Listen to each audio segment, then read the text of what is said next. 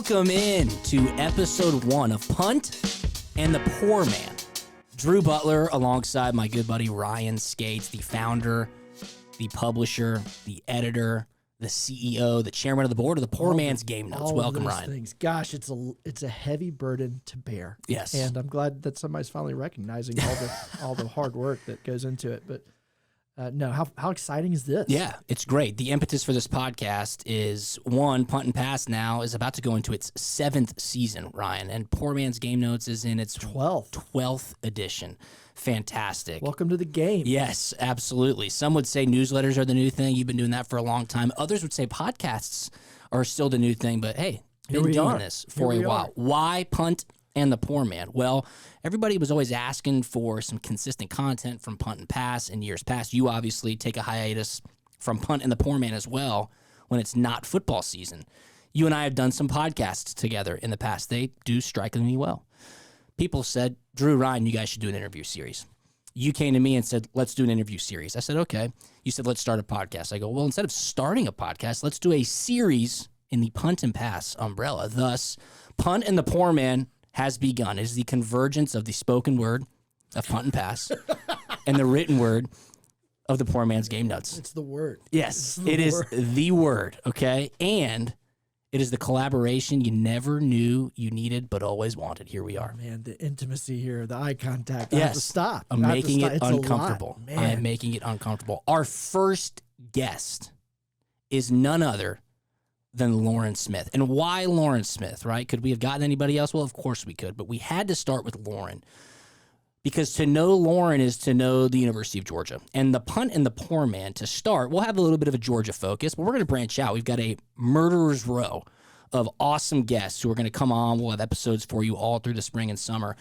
But Georgia is not what it is today without Loran Smith. He is the Georgia athletics historian. He's had a 50-plus year broadcasting career here at the university. He's an author. He's a writer. Ryan, he's had 5 books, or I think more, published by Augusta National Golf Club. It's wild, all the things he's done. And so many of them, as he talks about in the interview, are things he just kind of thought he wanted to be a part of. Like, he went to the Masters for the first time. He's like, I got to figure out a way to keep doing this. And now he's in the Masters, Media Hall of Fame. I'm butchering the actual title for that. I hope I don't get struck by lightning. But, I mean, how great is that? I mean, and he is a Georgia institution. Yes. He is something that if you know about Loran Smith, you're a real one, right? So you know what it means to be a Bulldog, at least. Where if you're just tuning into ESPN and you see the Dogs playing, you wouldn't necessarily know about him. But, I mean, he has a wealth of information about UGA. He's a true treasure. He is one of a breed that we're seeing less of, sadly. Yeah. And it is pretty heady stuff to get to share a room with him and ask him some questions. No doubt. We were very thankful for his time and talking about kind of the heady nature of us being in here before we taped. You and I were doing some prep, the little prep that we did. And there was a picture of, you could call it Georgia's Mount Rushmore, albeit it was 5 people. And it was Larry Munson, Vince Dooley, Irk Russell, Dan McGill, and Loran Smith. And Loran's the only one left standing, right? He talked about his relationship with Coach Dooley. He talked about his relationship with Larry Munson, Dan McGill, who a lot of people around Georgia know the name of, but he kind of describes the person that he was, and he's got some phenomenal stories that we're going to get into in this interview. I like how my favorite thing that you brought up was the idea of him and Dan McGill sitting outside of what's now 5 Points Bottle Shop holding court. And then he knew exactly what you were talking about and was like, well, Coach McGill would drink 3 Budweisers, and I just drank 1 Miller Lite. It's like, oh, man, who knows what was said to passersby outside of whatever restaurant that was at the time, but what a scene. Absolutely. We hope you enjoy this awesome interview with our first guest right here on Punt and the Poor Man. It is Loran Smith. Please enjoy. Okay, folks, episode 1 of Punt and the Poor Man. We are here in Athens, Georgia, inside the Carmichael Sport Media Institute, Grady College of Journalism. And I am thrilled to introduce our first guest ever. It is none other than Loran Smith, an absolute legend around Georgia and the University of Georgia Athletic Association.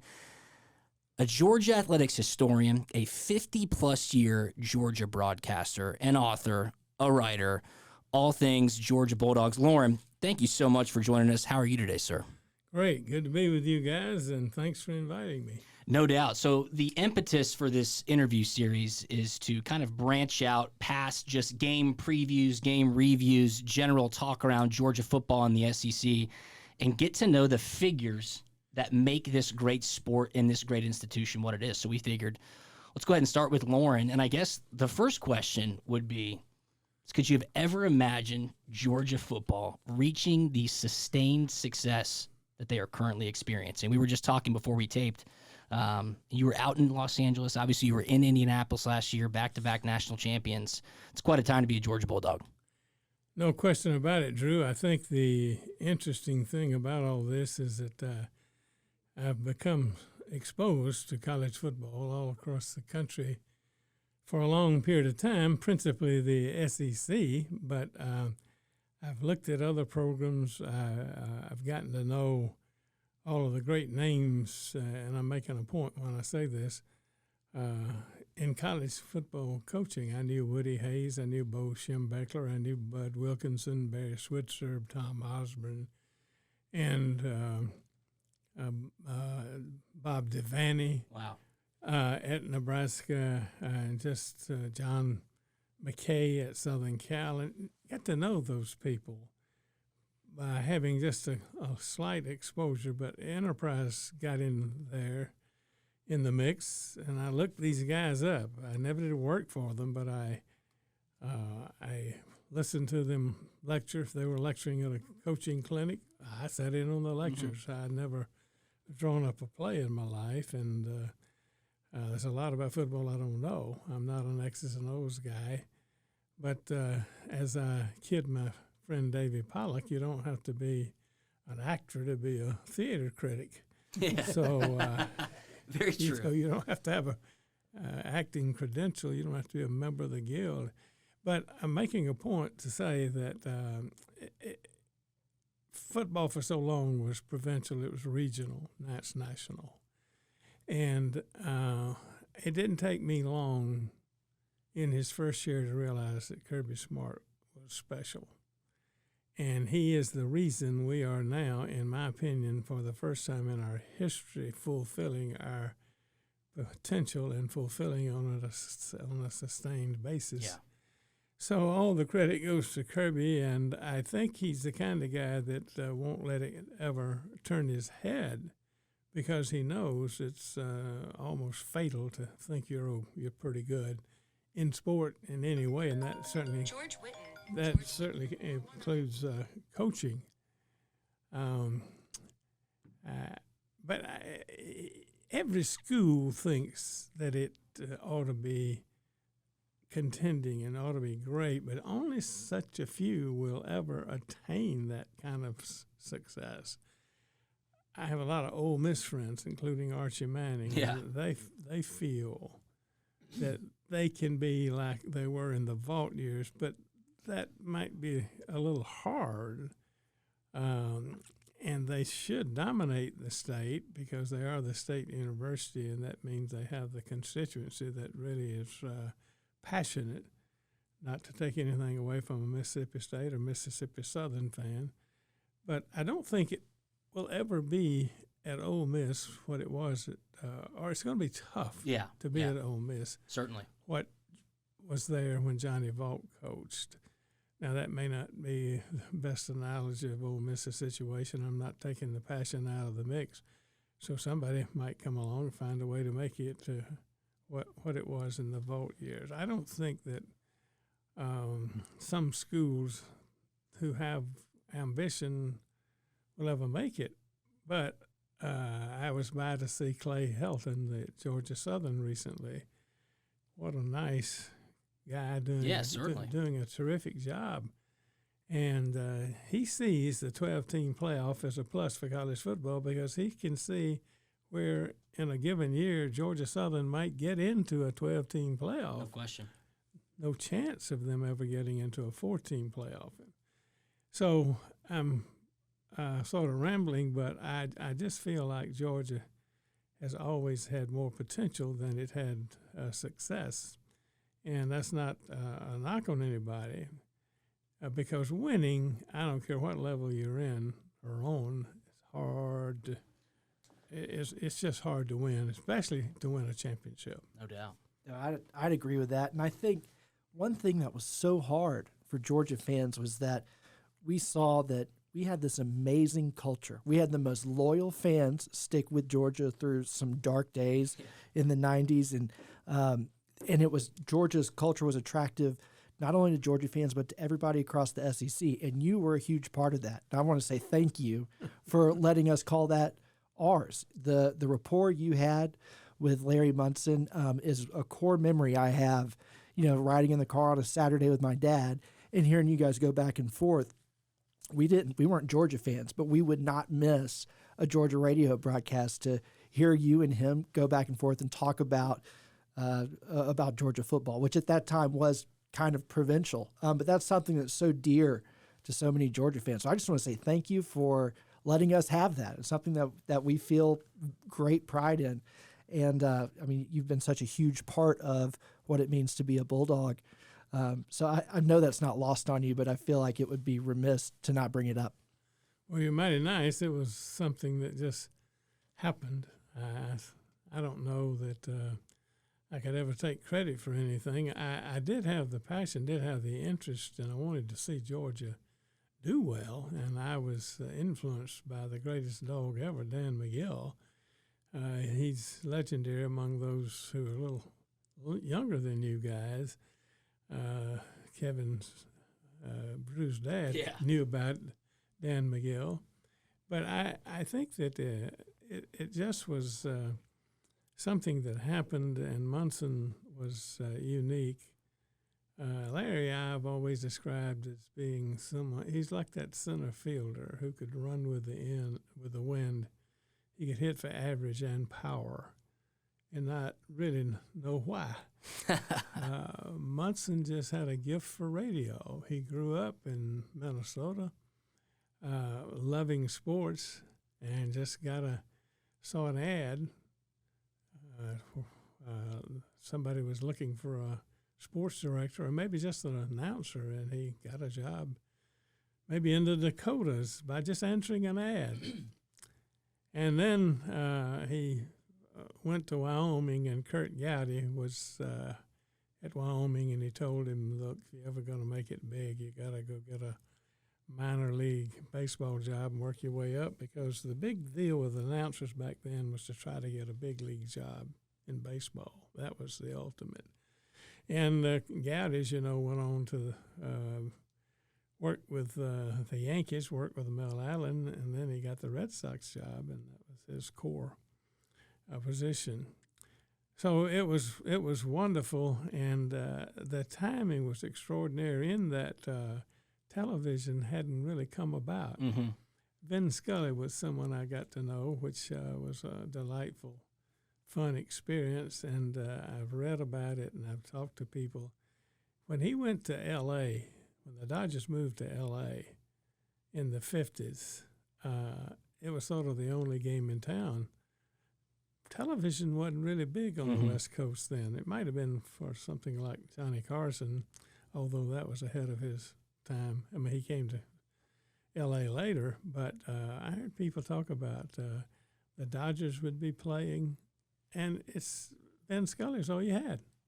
You didn't have you didn't have Sports Center. Of course. You didn't have any of the television networks covering baseball in Southern California. So he was the only voice. And I've heard people talk about who lived out there and lived in the nice, cozy neighborhoods, which there were a lot of those in Los Angeles and still are in some places today. But you could walk down the street and you could hear Ben from house to house to house. Wow, yeah. You know? So Munson was a little bit that way. In 1980, when we won the national championship, Vince's national championship season, his national championship year, we weren't on TV until the 8th game, 7th or 8th, South Carolina. I forgot now. Wow. 7th or 8th game. So Munson was it. And I remember we beat Kentucky on Rex Robinson's kick. And then next Monday, the Monday following, Vince spoke to the Atlanta Touchdown Club, and I drove him over. I don't know why I did. but for some reason I made the trip overnight, and I volunteered to drive him. So I got stopped for speeding in Conyers, and I got out of the car. In those days, it was probably smart to get out of your car and greet the officer and tell him you no good so-and-so. But anyway, this cop, I said, he said, what you in such a big hurry for? I said, well, we were late to get at the touchdown club meeting, and Coach Dooley, I'm driving him over. He's speaking today. He says, oh, boy, wasn't that a great game? Says, that Munson something, isn't he? So I always appreciate Munson getting me out of a speeding ticket. Something that came through on your broadcasts with him, and maybe I'm picking up on something that's not there, maybe I am, but you seemed to have a great friendship together. I mean, and to the point where you might even get annoyed with each other in a high-stress part of the game. I remember there's one game where it's a crucial third down or something, and Munson goes down to you, and you're like, what do you got, Loran? And you're like, I'm here with Charles Grant, and he's just telling me how much he loves boiled peanuts. and Munson, you can tell, is just disgusted. He's like, all right, and he cuts you off, and that was just gold. And, I would love to hear more about maybe the friendship behind that, where y'all were comfortable enough kind of being curt with each other in front of all of us. Well, we never did really do anything much beyond the games. He had his family, and I had mine. He had a full-time job with a radio station in Atlanta until he got the job at WSB doing drive time. And so we never did spend any time together. We did fish once or twice. So it wasn't the absence of a rapport. It didn't go beyond the games too much. And fishing with him, though, was quite an experience. He talked in that same vernacular he did a game. That north wind, I don't like it driving those fish down 6, 7, 8, 9, 10 feet. That's amazing. And it was really great.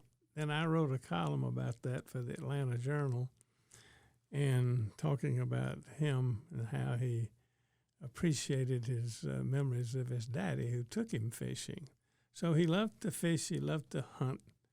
But then when he got to Atlanta, he first came with the Braves, and that didn't last forever. Then he went back to Nashville, and he was working the 6 o'clock news as a newscaster. He might have done sports too, I don't remember. And so he was driving in and doing the games, come in Friday night, work the Georgia game, then drive home to Nashville after the game. And I once wrote that he met more state troopers than he did Georgia fans. So he didn't really become entrenched with the Georgia people until he came back to Atlanta and started working with the Georgia News Network, I think it was the Georgia Network, I believe, put together by a guy named Officer Don. You remember him on the kiddie shows, cartoon shows? Officer Don? Officer Don. No, I don't remember He that. owned the network. Okay. State network. Well, the stations in Waycross, Valdosta, up north Dalton, they didn't have any way of covering the state news, state capitals, legislatures in session. So he had the idea of providing supplements. He had somebody covered the Capitol, somebody covered sports, and Munson did everything. He did news, weather, sport. Came in early in the morning, made the coffee, swept out the stock room. He did it all, and so his work ethic was remarkable. And then it wasn't a high-paying job, so he'd finish in the afternoon, drive somewhere like Vidalia, take him 2 hours. A half, 3 hours to get there, make a speech, then drive back home. Then he was up at 4:30 in the morning, 5. So Munson was a rare guy. A lot of people didn't know about that side of him. Yeah. And then he developed a great following that became so entrenched. And he developed that downcast routine. I've seen him, somebody walk up to him in a hotel, we're checking in, a road game. Mm-hmm. Walk up and say, what about whomever we play, Auburn? What about Tennessee? He said, oh, God, have you seen their tackles? Biggest tackles. They're bigger than those guys in the NFL. So he'd go into we ain't got a chance routine right there in the hotel lobby. It's remarkable. You know, I watched you honor Coach Dooley last year at the Jimmy Rain Foundation ceremony in Montgomery, Alabama, and you brought up Larry a lot in that induction for Coach Dooley. And it almost seemed like you kind of played the mediator between Larry and Coach Dooley because, as you just said, his pessimistic nature never was good enough, never was going to be a good game for the Georgia Bulldogs. What was their relationship like, Coach Dooley and Larry Munson, and how did you play in the middle of that? I don't really think I had a role of any kind, but I do remember Vince saying that Larry made him look like an optimist, so that was fairly true. I think Larry it became his shtick, we say. Yeah. So he stuck to it, and people sort of enjoyed it. And but he and Vince, I think they fished a time or two. Did they? And they had, when you're in football full time, really into it as a coach and as an announcer as Larry was, you don't really have time to socialize all that much.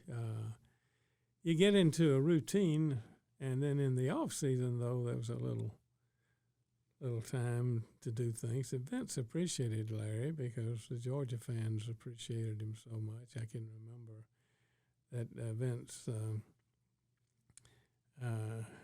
got really upset when Larry was unable to do the Sugar Bowl. You know, in 1980, when we won the national championship, Georgia broadcast crew could not. Is that right? We couldn't do the Sugar Bowl. I did not know that. I didn't know that either. Yeah. Well, the reason we couldn't was that ABC had the network rights, and so they had their broadcast. Mm-hmm. They had Keith Jackson did TV. I've forgotten who did radio. But there was a moratorium against, and so Vince and I both went to work, and he had a little bit more of a heavyweight opportunity to, and we finally went to the bowl and said, look, just tell ABC, you want to let the two competing teams, at least let them bring their announcer and do the games. Yeah. So the idea by the, and I tell you how bad it was, is WRFC was the Georgia station forever and ever and ever. We played in the Sugar Bowl. There's a station here in town. I've forgotten who the ABC affiliate was. It wasn't WGAU. They were CBS, but they did the game. Here's WRC. They had the Bulldogs all year, and now they can't do the bowl game. Wow. So it was sort of messy there for a while, but Vince went to bat, and he had a great influence. And finally, the Bowls did agree that the two home team, the two competing teams' announced crew could do the games. But Munson didn't do the bowl in 1980. Didn't even go to New Orleans, as I recall. I want to get your next question, but I have a trivia question for both of you. Obviously, Munson's most famous call was Run, Lindsey, Run, right? 1980 Georgia versus Florida. Do you know who did the TV call of that game? The broadcaster? Al Michaels. Yes, sir. Al Michaels. Nobody's ever heard Al Michaels call Run, Lindsey, Run, but it's remarkable because that's how impactful Larry Munson was. I mean, what did Al Michaels say, though? He was probably like, there goes the Georgia receiver. Yeah. That's a touchdown for Georgia. Absolutely. Looks like Georgia's going to win. Not a lot of passion there from Al, but no question. Great answer. I knew Loran would have the answer to that one. This is going to be kind of a wonky question, but you have kind of gotten to sports media rights there, as you were talking about, we couldn't bring our own, or Georgia couldn't bring their own radio team to the Sugar Bowl at that time, and you were around during the time that there was the University of Georgia and Oklahoma sued the NCAA to be able to sell their own media rights. What do you remember from that time? Were you involved with, any of the strategy or thinking behind that? Obviously, it was a UGA law professor. I forget his name, who was a lawyer on that. But that's one of the first cases. Beard was the dean of the law school, and he talked Fred Davison into challenging the NCAA. I didn't have anything to do with it. Naturally, I wasn't high enough in the administration. I might have had an opinion if somebody wanted it, but they were going to go with Vince and what his opinion was. It was, it sort of broke it open, and I guess that was good. But now some people didn't like two things. They didn't like upsetting the apple cart. And the other was they didn't understand why Georgia got in bed with Oklahoma. So they could have chosen another partner. That was criticism in some circles in the SEC. I remember Fred Russell, the grand old sports columnist for the Nashville Banner, asked me, "What the hell are you doing?" So I think that it probably turned out to be good because it brought us to where we are today. I mean, if you want to watch football starting at daybreak in the fall now, you can. And it goes to midnight, and so everybody's team is playing, and it's just enhanced, I think, college football, and people find a way to see their team every Saturday somehow or other. I think if you're a Georgia fan living in Los Angeles or Seattle, you're going to be able to get the Georgia game in some shape or form. And now you can damn near get everything, including basketball, volleyball, track. Sure. So the proliferation of television has really helped the colleges. So, Coach Dooley and University of Georgia were at the crossroads of two of maybe the most influential things that have now brought us to where we are. So that would be one, the NCAA lawsuit that allowed schools to do their own media rights deals. And then the second would be the collegiate licensing company and the idea to license your own intellectual property to be sold on and control who can buy your gear and things like that. So coming from those two things, which seem almost quaint now, to this world of transfer portals and NIL, I mean, is this the same game? Do you recognize the game today versus what it was when you first started at Georgia? Oh, no. When I came along, it was slow and lethargic. Now it's a greyhound kind of game. Every athlete, there's some remarkable athletes out there now. They can really perform, and I think it's great for them that we have what we do have. However, it's like having an undisciplined student in your class and don't let him run the whole class. I think that there should be some sort of controls on where we are. Otherwise, we're going to ruin the game. Now, I haven't talked to Todd Monken, but I'll bet you when he lit out for Baltimore, he probably told his wife, Terry, I won't ever have to answer another question about NIL.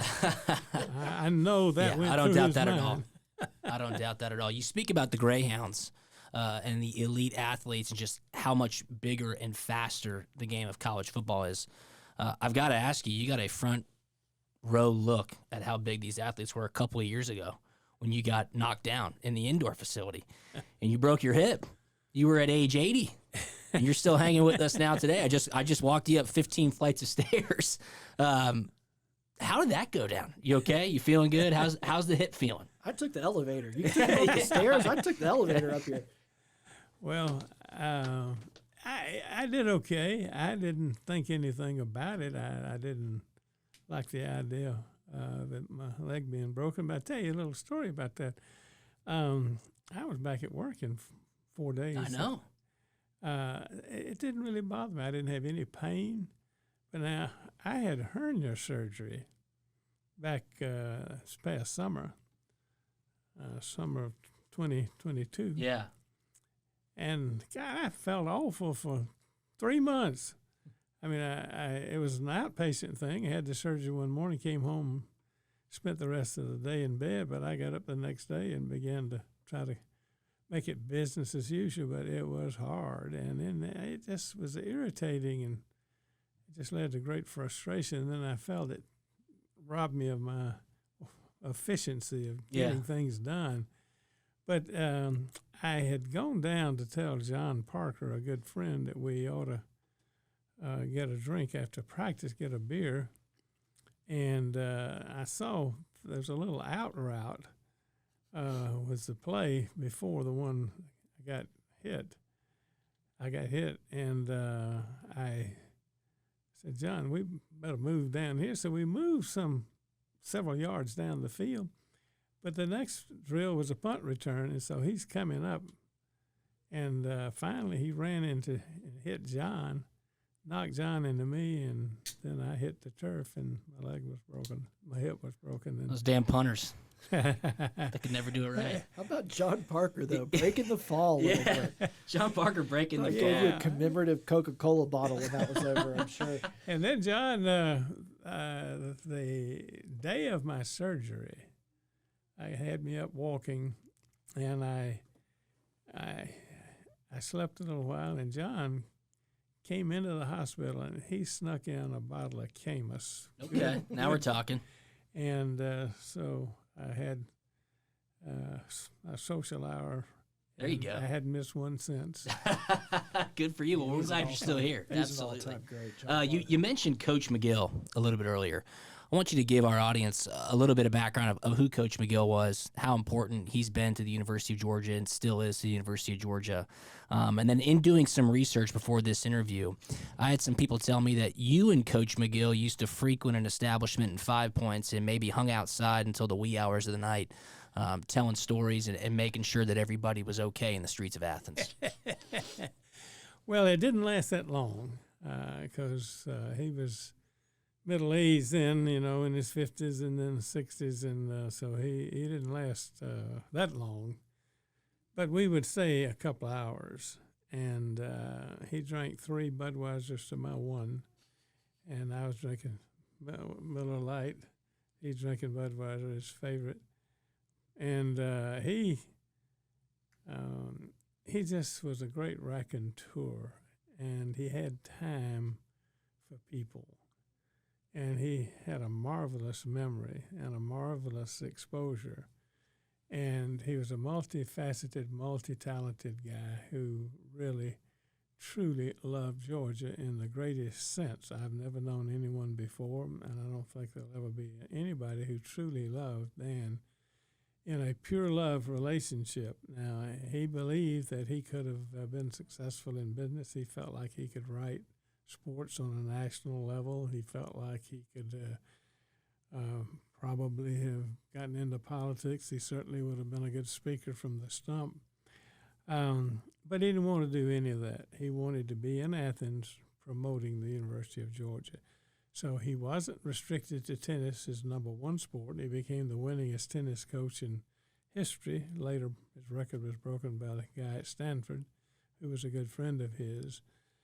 So nobody loved Georgia more than Dan McGill, and I talked to former Lieutenant Governor Pierre Howard about him yesterday, because Pierre and I talk occasionally, and every time we talk about how great Dan McGill was. Yeah. It just keeps on going because that's the way we truly feel, and that's why we appreciated him so much. He was a historian, and he promoted Georgia, all sports. He had been the prep editor of the Atlanta Journal back in the days when that was big. Preps were so big. Created the high school all-star game. Just was a marvelous individual, and his motivation was to promote Georgia. So he would promote anybody. I guess there's a guy who's sang in Carnegie Hall. And Dan knew about that. Dan used to take the train to New York and go out to Flushing Meadow, where the U.S. Tennis Championships were held at that time. He went to see, being an Irishman, he was a big fan of Billy Conn, who was a lightweight, but he almost beat Joe Louis, a heavyweight, and had him beat on points. And Dan saw the fight, and he could imitate Billy Conn, the Irishman's jabs. And the reason he didn't win is he tried to knock Joe Louis out, and then Joe Louis hit him with a jawbreaker and knocked him out. So Dan just had a great love for sports and just a great love for people, and he was a great humorist. Talking about range of sports and being involved with a lot of different sports, I had a cool opportunity to tour the media center at Augusta National, which is unbelievable. Yeah. And they have like a wall of fame, with names written in gold lettering, and right up there at the top is Loran Smith. And I understand, you've been to 40 in a row Open Championships, and you've been covering Masters for a long time, and even have contributed to the annuals that they write about each tournament at the end of the year. So could you tell us about how you got involved writing about golf and that whole Well, geography can do a lot for a country boy. If I'd been born in Arkansas, I'd have never been able to drive down to Augusta in 2 hours.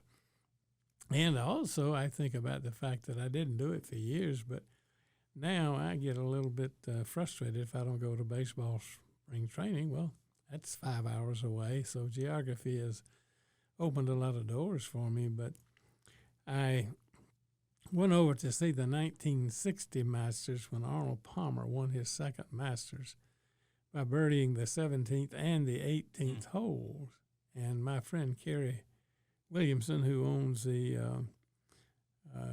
Greensboro Journal-Herald, had 2 tickets. And he took me on Sunday, and we stood right behind the 18th green, and I watched Arnold Palmer come up, and I thought this was the most beautiful place I've ever been in my life, and it's only 2 hours from that farm where I grew up, and I didn't know anything about it. Quite frankly, golf was elite. It wasn't as elite as some people made it out to be, but if you grow up in austere circumstances, and that was the way it was for so many kids across the state of Georgia, you couldn't own clubs, let alone going to a country club. That was unthinkable. So, I know when I joined the Athens Country Club, I thought about the austere life that I enjoyed in Middle Georgia on a farm, and I sort of sat down and had a few tears. Here I am, a member of the Athens Country Club. I thought that was one of the greatest milestones of my life. But after going over with Kerry, I decided, this is pretty good. I'm going to make a habit of this if I can. So I set about getting a press credential for the Athens Banner-Herald. And I wrote, and I got accredited right off the bat, and it wasn't that difficult back then, wasn't the demands of today. And I went over and covered the Masters by writing my columns after the round was completed, and we had we were an afternoon paper, so I had to have it into the paper typewritten. Went to linotype, cold type, and then I had to get it in by 8 o'clock in the morning. But I figured out if I got my column done, put it in an envelope, and buy a 35-cent special delivery stamp, it would get from Augusta to Athens by 7 o'clock the next morning. So I couldn't pay for Western Union, or the paper sure wasn't going to pay for it. Yeah.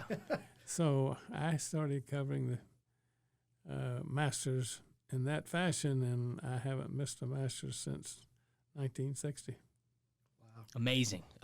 And across the pond, the Open Championship. How many in a row? I think you missed one. Did you miss the COVID year? But other than that, it's got to be 40 plus in a row, right? Well, I didn't continue. My wife traveled with me for years. She doesn't want to go anymore. She's said she's been enough to Europe. And then it's so blessed expensive now. I go as a freelancer. If I might get lucky and get a frequent flyer connection, I've done that a time or two, but it was just difficult. But the byproduct of all that was I got to meet so many people, and I have French friends, I have English and Scottish friends that whenever I go back, I usually visit with them. But I'm afraid my days at the Open are over. What's your favorite course on the Open Rota, or one that you've covered? Well, I love Muirfield. That's Zach Nicklaus's favorite course, but St. Andrews. Yeah. St. Andrews is so unique, and I just enjoyed so much. The people, the caddies. If Herbert Warren Wynn, a great writer for the New Yorker magazine, said to play golf in Scotland and not use a caddy is to deny oneself the wine of the country. Mm-hmm. Great statement.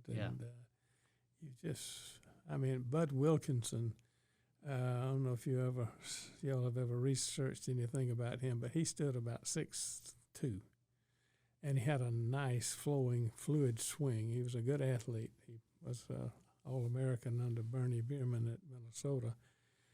But he was playing St. Andrews with his good friend Duffy Daugherty, and there's a play the backside. And you probably played it. I know. Drew. I haven't been over there. Have you been over there? I haven't Yeah, either. you're No. talking Well, to two it's novices. called the loop. 3 holes are sort of configured where it has a loop effect, and there's a par 3 there. And Bud walked up on the tee, and those caddies, they don't mince words. And Bud says, he looked at the shot and says, "Give me the 4-iron." The caddy says, "It's a 3-iron, sir." And Bud looked at it and said, "No, I think I can get there with the 4." And the caddy kept on, "It's a 3-iron, sir." So finally, Bud made one final look, said, "Give me the 3-iron. Give me the 4-iron." And the caddy says, "You may be getting it from me." I'm not going to give it to you. Go get it yourself. Yeah, that's brilliant. Did he hit the green? Did he go with the 4? Do you know? I don't remember the outcome. I just remember the repartee on the tee with the Amazing. caddy. Those caddies are really something. The first time I played St. Andrews, I played with a caddy named Sidney Rutherford, who was 82 years old. No way. He had played 18 holes that morning, and he was my caddy in the afternoon, had on a flannel shirt with a tie. That's great. That's amazing. Bringing things back to football before we get into our last segment, which is aptly titled 5 to Go. What similarities do you see between Coach Dooley and Kirby Smart? Obviously, now you've been around with both of the head coaches that have brought national championships to Georgia, and it seems like their leadership style and their coaching styles somewhat mirror each other in some aspects. Well, first of all, they're very smart.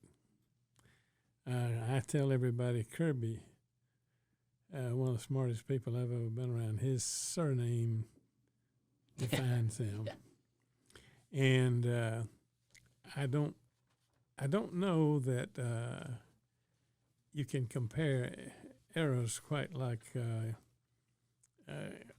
Well, I just don't know if it was so different in Vince's time. It was tough to win a championship, no question about it. But he didn't recruit as dominantly as Kirby seems to do every year. That sort of sets Kirby apart. But Vince had a great team in the group he recruited with Herschel. That was his best recruiting years. Then he had those 3 years, 80, 81, and 2. Those 3 years, those were pretty dominant. Yeah. I didn't win but one national championship, but he was in a position he might have won 3 if he could have won them all in 82, 81, 2, but we lost 2 and 3. So they're very, very conscious of the fundamentals of football. They both were. Vince was, and Kirby is, to get it in the proper tense. And so they're very similar, and you don't beat yourself. Vince didn't lose a game against a team he was supposed to win very often. And they love the kicking game. Kirby don't talk about it a lot, but he thinks kicking is, he knows the value of the kicking game. But it was a little different back then in Vince's time. The game was slower. It's so fast now. Oh, my gosh. I tell people this, and they just shake their heads.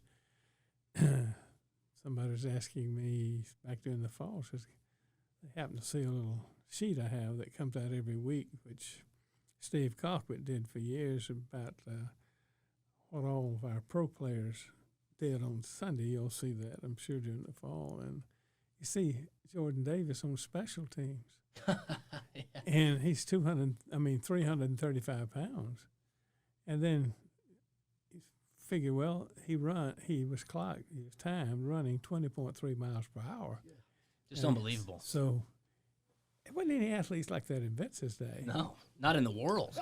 Yeah, exactly. There's very few today. Yeah, that is a fact for sure. No, you're right though. It's remarkable. It's remarkable what Kirby's been able to build, the sustained success that we started off this conversation with, and how there are a lot of similarities to Coach Dooley, and obviously the impact Coach Dooley had not only at Georgia football but on the athletic department as a whole as an athletic director. And we obviously miss him, and we wish their family and miss Barbara the best.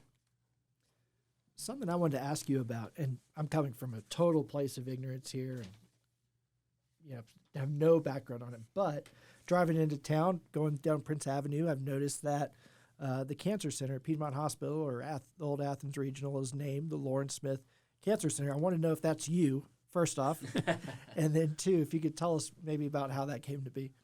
Well, it is I. But I tried to get them not to do that because I couldn't give them any money. I said, give it to a family who's had a cancer experience and it's got some money they can help you build this thing. But I sort of lost the battle. My wife told me you're going to make a fool of yourself if you quit deferring, quit saying you don't want it to happen. But I'm a leukemia survivor, so that's why they had the plan to the connection for them to name it for me. I don't know why they didn't find somebody else, but I was appreciative of the honor, and they do such good work. And people, I think about this with hospice care. There are people out there who really care about other human beings, and they do things for them. And the Cancer Center over there, they really make people feel good. They've done fundraising, Athens Regional Foundation, Piedmont Regional Foundation now. They've done things to create living quarters. Family can't afford to be with their loved one. They're, first of all, hopeful for life, and then they want to be with them as they're convalescing. And they can't afford a hotel bill, so they've got it worked out now to where you pay a minimum, I'm sure, just to do the basic utilities and changing of the bedclothes and washing the sheets and those kinds of elementary things we all do or have done for us at home. So it's just been wonderful, and I'm overwhelmed that my name is on it, but I certainly don't deserve it. I am proud to be a cancer survivor, and proud of the advances that are being made in medicine today. And some of the best advances with cancer is with the blood cancers. If you get a blood cancer, you have good opportunity to survive. Of course, a big thing, like it is all other illnesses, the early detection makes a big difference. Yeah, well, I can understand the instinct to hide from recognition for that kind of thing, but that's a great testament to you, and you are such a goodwill ambassador for this region. I know that gives comfort to people who are there under vulnerable circumstances. So that's a great testament to you and your character. You mentioned hospice care. Timely this week, President Jimmy Carter just entered hospice care. Do you have any relationship with him? Any past experiences with President Carter? Well, when he ran for governor, I supported Carl Sanders, his opponent, because Carl was quarterback at Georgia. Okay. That's right. That's right. He was a Bulldog. There you go. He was a Bulldog, but I admired President Carter, and I had a couple of trips down. I made a couple of trips down to Plains to hear him teach Sunday school, and he really knew the Bible. So I always thought perhaps that his good work with the peace treaty, when, let's see, who were the prime ministers, Menachem Begin and Anwar Sadat, when they Good memory. Yeah, that's course. exactly what I was about to say. Absolutely, it's on the tip of my tongue. When they got together and had the Middle East peace accords, I just wondered if his knowledge of the Bible helped him any. Yeah. As he was trying to negotiate with those two guys. That was a marvelous thing. He won the Nobel Peace Prize, didn't he, for that? Absolutely. Yes, sir. And I've been around President Carter a little bit, but I didn't have a round of golf with him, anything like that. But I've read all of his books. He's a fine writer, very fine writer. He has excellent taste in women, too. And let me tell you the story behind this. This is my one Jimmy Carter story. I was at a fundraiser for Jason when he was running for governor.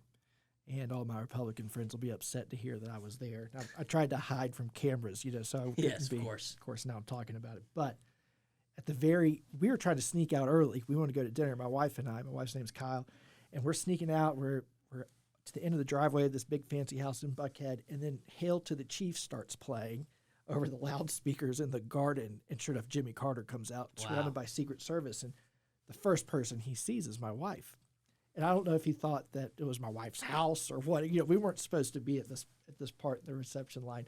And she goes, President Carter, hi, I'm Kyle Skates. He goes, oh, yes, you are very pretty. And then just keeps walking on. And, she's swooning over there. And it's been her, she's trying to collect all the former presidents. Yes. That's the only one she has now. But he was a very passionate fly fisherman.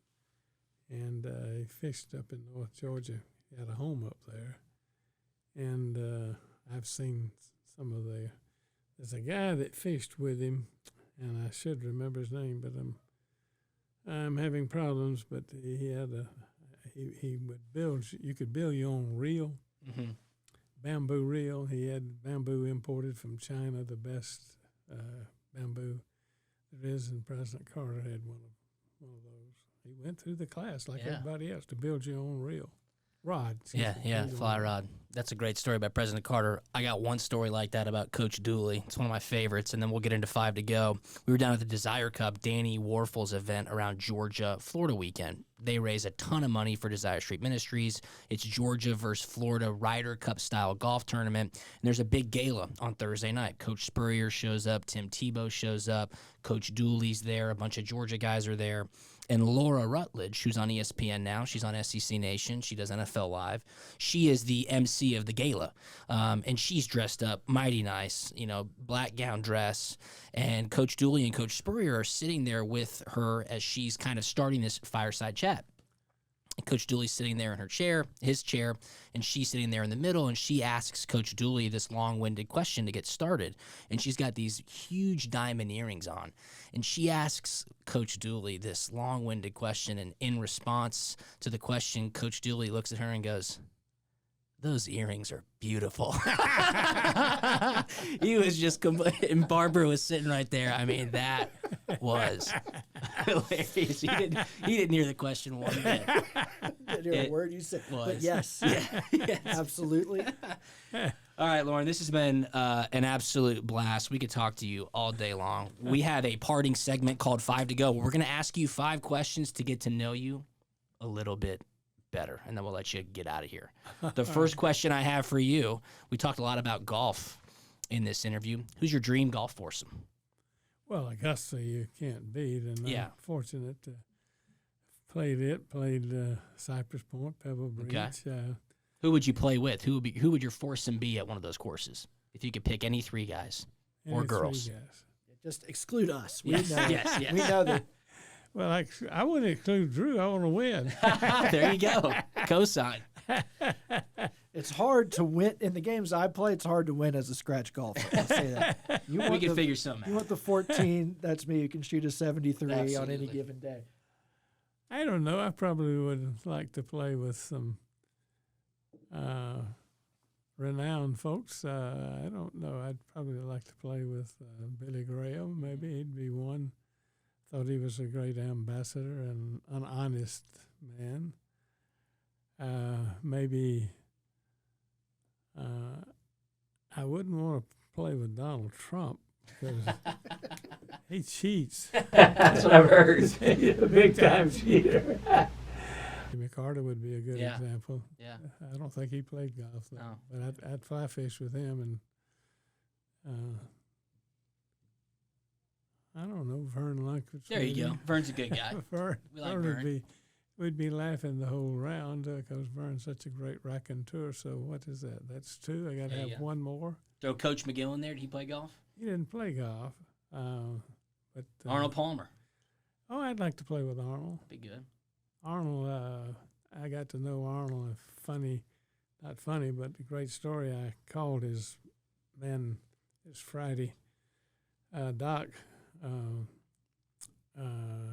was his longtime press aide. Told him I was going to be in Orlando and could I record my weekly radio show with him? He said, well, how long does it take? I said, well, it's an hour show, but I can do it in 30 minutes. He said, oh, no, that's too long. Say 10 or 15 minutes. And I said, well, I'll take what I can get. But I knew if I went in his office and started recording him, he would not run me out. Yeah. So I stayed for an hour and a half. That's awesome. One of the questions I wanted to ask him, did he have any idea how many times he'd signed his name? And this was several years ago, so he said at the time his secretary had just retired in the last year, but she had estimated when she retired. Now, this doesn't count events and count, FBOs at an airport somewhere, but the people who requested his autograph, he had signed his name 4 million times. Holy cow. That's great. And always very well written, too. Yes. That was a key for Arnold Palmer. Yeah, awesome. Master of branding. Yes. And licensing. No doubt. IMG was him. What's the next 5 to go question for Loran here? All right, what's your favorite, your last meal, what restaurant are you going to? And it can't be something your wife makes. We don't want to hear about the chicken casserole from the Let the Big Dog Eat cookbook. We want to hear like a good Where's restaurant. that reservation going to be? Well, in recent weeks, I had a steak at Slater's in Athens in 5 Points, the best steak I've ever eaten in Athens. Tonight. That's what we're going to do. Yeah, that could be a ringing endorsement for a new advertiser here on Punt and the Poor Man. I I was really thinking he was going to say, like, Delmonico's or something, but now. Nothing like a good steak with the best red wine. Speaking our language. I love that. What's your favorite SEC road trip? Oh, either or Vandy or Kentucky, but Kentucky has lost its luster now that we play so deep in the season. Mm-hmm. We don't have an opportunity to experience the Keeneland race course at full peak. But I'd probably say Vandy. I'm going to push on that. What do you like to do? I don't like that road trip. I try to every year. What do you do? What makes it special for you? Well, first of all, it's an easy drive up 75. Then you can, and then go left in Chattanooga. Yeah. So you can take friends with you. So I like that.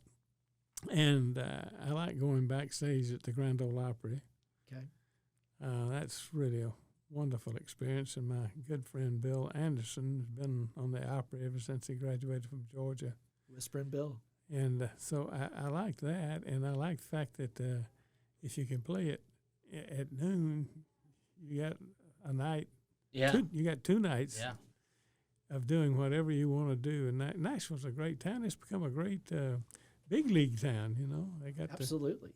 I don't know if you've seen the plans for the new stadium, but that's gonna be mighty tempting for an SEC championship. No stadium. question about it. Contractually, I have to bring up any mention of Vanderbilt, Drew Butler's game-saving tackle in Nashville, the $1 million tackle, The $2 million tackle. What year was that? 2011. Dean Legge dubbed it the $2 million tackle because Coach Rick's buyout that year was $2 million. We had started the season 0-2. We had lost to Boise State in the Georgia Dome and then South Carolina at home. And then we won 10 games in a row and won the SEC East and lost to LSU in the SEC championship game. But that was the game where James Franklin and Todd Grantham almost got into a fist fight at midfield. Jordan Rogers from The Bachelor, now on SEC Network, was the quarterback. Block punt. Yeah. And Tackle. You wouldn't have had to tackle. I know. You just kicked it away from him. Yeah, if I would have just kicked it away. Absolutely. No doubt. I'm going to have to remember that this fall. I'd forgotten that. There you go. All right, last question, Loran, then we'll get you out of here. What's the one app on your iPhone you can't live without? You're always on that iPhone. You text really well, too. 3 people have called while we Yes, I know. Well, I'm not really good with technology, so I don't know I don't know the apps on there. I can't do Uber. I know that. Yeah. So I'm a loser when it comes to technology. You do a pretty good job. You got I can type, and that's about it. Was that 4, 5? I don't know. One more for good let's measure? find one more. We said restaurant. Oh, I would. Band musical act. You can get to see one band. You have backstage passes and see somebody, and it can't be somebody you know. Again, Bill Anderson at the Ryman's probably pretty cool, but past or present. Well, I don't know. I would have probably years ago chosen somebody with the Grand Ole Opry. I'm not into country music to where I have to have it playing all day, but I do enjoy it. I grew up on a farm in Middle Georgia listening to Eddie Arnold. So he had a great voice and just a great talent. But I probably would have chosen somebody, maybe the Sons of the Pioneers. That might have been a band I'd like to hear. So I had a wonderful experience. I was helping Doug Sanders with his charity golf outing in Houston at one time, and he got Willie Nelson to come and play to the staff, just the volunteer workers. Wow. It wasn't a concert per se, but I learned something. Those guys enjoy music so much, if they do a concert, they're going to give you the full throw. Whatever that they got in their repertoire, they're going to give you. They ain't going to give you, an hors d'oeuvre and leave. Yeah. So I sat maybe first down and a half on a trunk while Willie's performing, and I sat there all night listening to Willie Nelson. It's awesome. You were just listening. Nothing else was happening with you sitting on the trunk with Willie. I didn't have anything between my fingers. That doesn't mean much now. There's all kinds of ways. Anyway. Absolutely. Well, Loran, this has been an absolute treat. Thank you so much for your time. What a great way to kick off this interview series. Punt and the Poor Man with none other than Loran Smith, an absolute University of Georgia legend. So thank you so much. I know our audience will very much appreciate this, and appreciate your time. Thank you. All right, go Dogs. So fun to talk to Loran. I think you said it was like an oral history lesson. As I was walking him up here, we're at the Grady School of Journalism, I walked him up a shitload of stairs. I kind of felt bad. It's pretty hot outside today. Yeah. Loran is, I think, 83 years old now. People recognize him in the hallways. I know that voice. Hey, that's Loran Smith. I mean, these are students at UGA right now who know who Loran is. It was cool to kind of see him be recognized just going about his day. It was awesome stuff. And he is such a core part of the UGA culture. Yeah. I remember in high school, I was driving my wife around one Saturday. She wasn't my wife then. She was my girlfriend then, and I don't know where we were going, but we had on a Georgia football broadcast, and I didn't grow up a Georgia fan. She didn't either, but I was like, you have to listen to this. There's this guy with this really gravelly voice, no nonsense, and then there's this other guy on the sideline who's a little more flighty and eccentric, talking about different things, and just their back and forth is so good. The juxtaposition, oh my gosh, phenomenal, all time. He has done so many things and finds so many things interesting. There could be a crucial point in the game where he's thinking about something totally different than everybody else.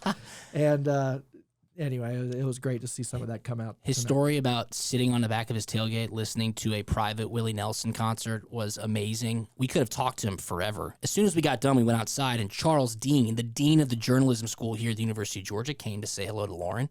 He was like, Loran, did you tell him about when you got to interview Ty Cobb? We were like, what? I mean, you and I thought about how many things we missed, even with all these notes. And Charles Dean said, this is literally the only guy. You're talking about the dean of a journalism school saying, this is the only person I know who has interviewed somebody who was born in the 1800s, Ty Cobb, born in the 1900s, countless people, and born in the 2000s, the current players at the University of Georgia. So remarkable career that he's had. And, man, he's still going as strong as ever. Gosh, the dean of the Grady School of Journalism giving us praise for our first show. Hey. Gosh, can you say Peabody? Can you hear it? I can. They make them right here. They do. We should get in line for a Peabody. We'll stand in line. We'll see if they let us in. That's right. Absolutely. Move over, Tina Fey. Drew Butler is here. And Liam Brantley, producer of the year. Liam Brantley. That was a blast, though. Big thanks to Loran for spending some time with us. Maybe we'll have him on again in the future. But we're off to a fast start. Punt and the Poor Man. Ryan, grade me. How was it? What'd you think? Oh, I mean, it was a solid C. Okay. C+. C's get degrees. Yeah. We'll take that.